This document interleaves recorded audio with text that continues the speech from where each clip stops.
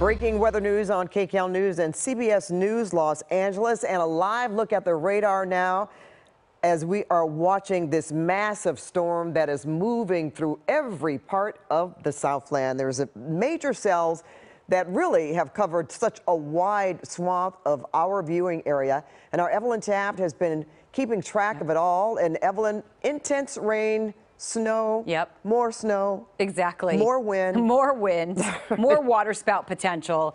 And here we have it, Pat. I mean, just a moment ago, Mike Rogers from the desk yelled across marine warning because this literally just went up for Orange County, but we're making our way down the coast. So we started in Ventura County, LA County, and here we go. This marine warning just going up along the Orange County coastline, eventually making its way into San Diego County, and you will see through 1:45 a.m. So we could see waterspouts. The hard thing is at night, it's hard to see the rotation. So usually during the day, we could see that activity, but it's hard to spot at night. The water spout could turn into land spout over land, of course, and there's also a possibility of weak tornadic activity, and we're keeping our eyes peeled for that. We're still under the flash flood warning until 2 a.m., but at this point, we did speak to National Weather Service, and it doesn't look like this will be extended past where it is right now. The heaviest rain now moving through Orange County. This is the band that we've been tracking all night long. We've been following it from Ventura County through the basin, now into Orange County. So eventually it's going to start to push out of our forecast area once it makes its way into the IE and then to the south and to the east. Now let's take a closer look at what's happening right here. And in Huntington along PCH, there we are looking at very heavy rain up through Westminster, up to 39 as well. Anaheim about to get hit very hard. And as we get a look at the bigger picture here, as we move up toward the 210 corridor, we've seen a lot of activity. Sierra Madre now getting some of the heaviest rain in our mountain and foothill communities along the 605 as well. And El Monte, as you make your way along the 10 into the San Gabriel Valley, we are looking at very heavy rain as well. From Rancho Cucamonga into our mountains, that's where we're also tracking very heavy rain. Now, earlier today, earlier tonight and this morning, right? At this point, we are already in the morning hours. We did see some heavy rain in the area. La Crescenta, La Cañada, well, things are letting up a little bit for us there.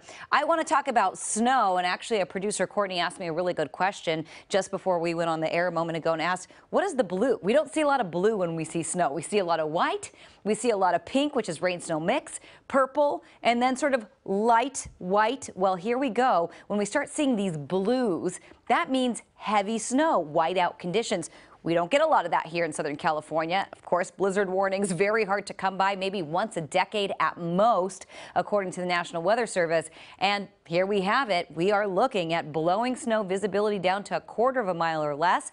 We could get wind gusts up to 80 miles per hour still in the mountains. And remember, we are under this winter weather mix, warnings, advisories, and the blizzard warning until 4 o'clock tomorrow afternoon. That blizzard warning still up and going strong. Snow levels are going to drop overnight, and that's where things get interesting because we're going to get back down to 1,500 feet, and it can be more of a winter wonderland tomorrow as those snow levels drop and we start to see more of this precipitation move through. So we're going to continue to track it all. We're also tracking wind advisories. We did have the latest high wind warning expire in the high desert, so things are slowing down for some of us, but we're still going strong, especially through Orange County and the Inland Empire. So all eyes there right now, and we're continuing to keep you posted on all of it. For now, though, Pat, back to you. All right. Thanks so much, Evelyn. And as you mentioned, our Mike Rogers at the desk has been watching everything. He's got power outages to tell us about. There was a ground stop at LAX. Going to tell us if that's still in effect as well. Mike? Yeah. Hi, Pat. So I want to talk really quickly about what Evelyn was talking about with the snow. CHP is reporting that heavy snow is starting to fall over the Grapevine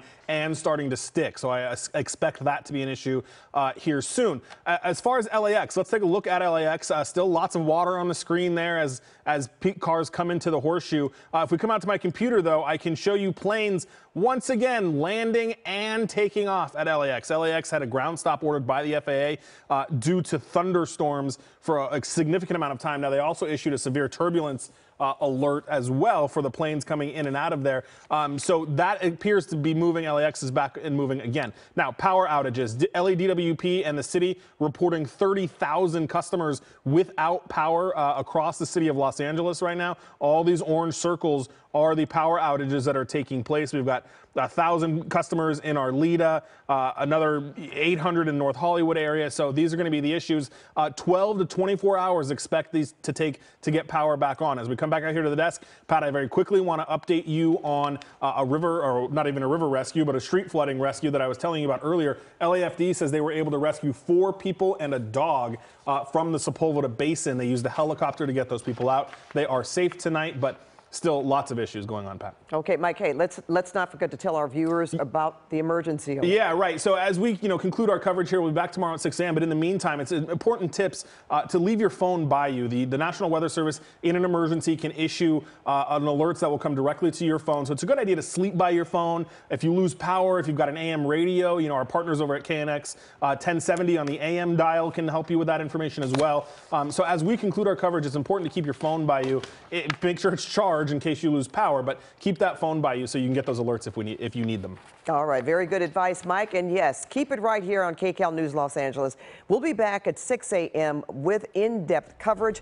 We've got a team of reporters fanned out all across the Southland, from the desert to the sea and all points in between, and you know what I mean. And make sure you keep those phones handy, as Mike mentioned, just to make sure if you get an alert, you can hear it. All right? Thanks for Evelyn Taft and Mike Rogers. I'm Pat Harvey. You all have a good evening. We're going to get through this together, folks. We'll see you tomorrow morning.